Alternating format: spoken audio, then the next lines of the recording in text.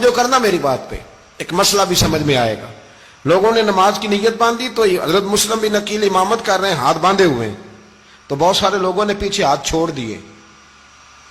ایک بندے نے دوسرے سے پوچھا وہ ہاتھ کیوں نہیں باندھتے؟ کہنے لگے اگر عبید اللہ ابن زیاد کے کسی بندے نے دیکھ لیا نا تو ہم اسے کہیں گے ہم تو نماز پڑھ ہی نہیں رہے تھے، ویسے ہی کھڑے تھے، ہاتھ ہی نہیں باندھے سرے سے۔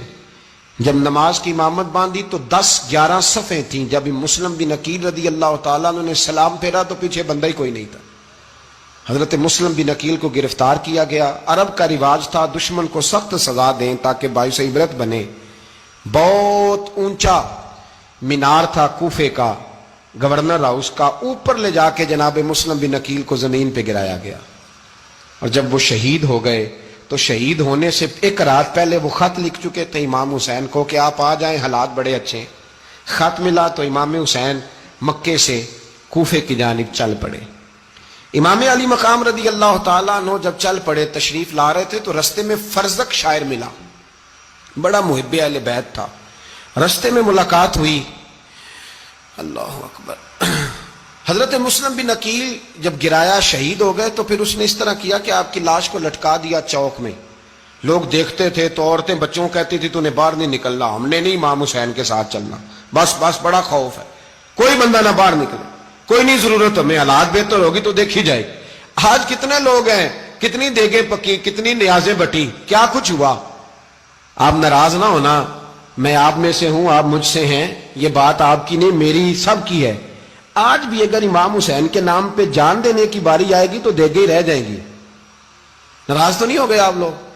فٹافٹ مائیں کہیں گی باہر نہیں جانا، بالکل پتر سانو کی لگے، سارا دن کوئی ہمارے لیے؟ وہ پیر صاحب تو کرتے رہتے ہیں باتیں، ان کا تو کام ہے، خبردار ہم نے نہیں جانا۔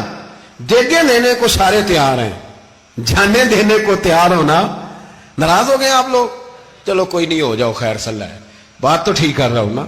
حضرت امام حسین رضی اللہ تعالیٰ عنہ نے فرزق شاعر رستے میں ملا تو امام حسین کو کہنے لگا کہاں جا رہے ہیں؟ فرمایا میں کوفے جا رہا ہوں۔ کہنے لگا حضور نہ جائیے گا، لوگوں کے دل آپ کے ساتھ ہیں، تلواریں آپ کے ساتھ نہیں۔ سیدنا امام حسین رضی اللہ تعالیٰ عنہ کو آ کے کہا حضور وہ سارے کوفے والے مانتے ہیں کہ بات حسین کی ٹھیک ہے لیکن آپ کی سپورٹ نہیں کریں گے۔ اور اگلی بات فرزق نے یہ کی کہ حضور میں حضرت مسلم بن عقیل کی لاش کو لٹکی ہوئی دیکھ کے آیا ہوں کوفے کے چوک میں، بڑا ہی خوبصورت فکرہ ہے امام حسین کا۔ فرمانے لگے میرا بھائی لٹکا ہوا تھا، کہیں کسی کے آگے جھکا تو نہیں تھا؟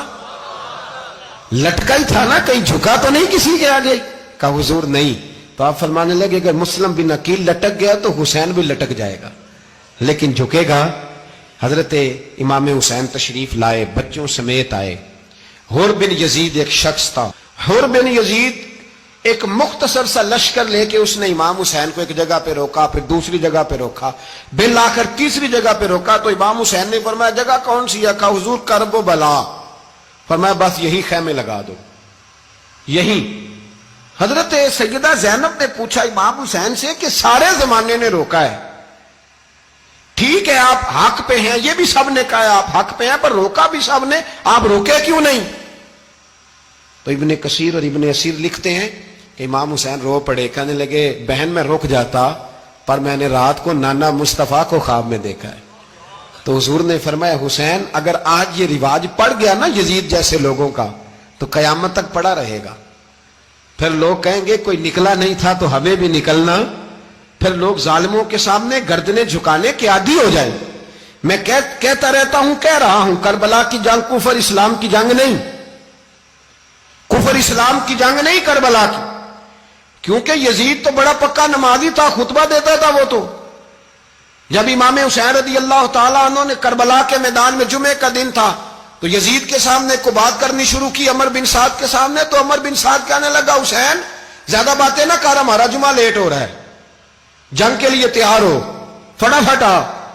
اہل بیت نبوت کو قتل کریں گے اور قتل کے بعد پھر نماز پڑھیں گے اور پھر کہیں گے اللہم صلی علی محمد وعلی آل محمد، اسی نماز میں پھر درود بھی پڑھیں گے۔ یہ کیسا مرتبہ ہے، کیسا انداز ہے، دوستی قاتل سے بھی مقتول سے یارانہ بھی۔ امام حسین نے حر بن یزید امام حسین سے کہنے لگا مجھے حکم ہے آپ کو روکنے کا، آپ آگے نہیں جا سکتے۔ امام صاحب نے فرمایا وجہ؟ زمین اللہ کی ہے۔ اس نے کہا آپ بیعت نہیں کر رہے، یزید کی حالات آپ کے حق میں درست نہیں ہیں، آپ نہیں جائیں گے۔ امام روک گئے۔ ظہر کی نماز کا وقت ہوا تو حضرت علی اکبر امام حسین کے بڑے صاحبزادے، انہوں نے اذان ظہر پڑھی تو اور بن یزید کے لشکر نے امام حسین کے پیچھے نماز ادا کی۔ کہا بھئی تم مقابلے میں آئے ہو، نماز پیچھے پڑھتے ہو؟ کہا حضور مقابلہ تو تلواروں سے کر رہے ہیں، پر ہمارا دل تو مانتا ہے نا کہ مصطفیٰ کا نواسہ بڑی شان والا ہے۔ حر بن یزید نے 3 نمازیں لشکر سمیت امام حسین کے پیچھے پڑھی ہیں، 3 نمازیں، ظہر اثر اور مغرب۔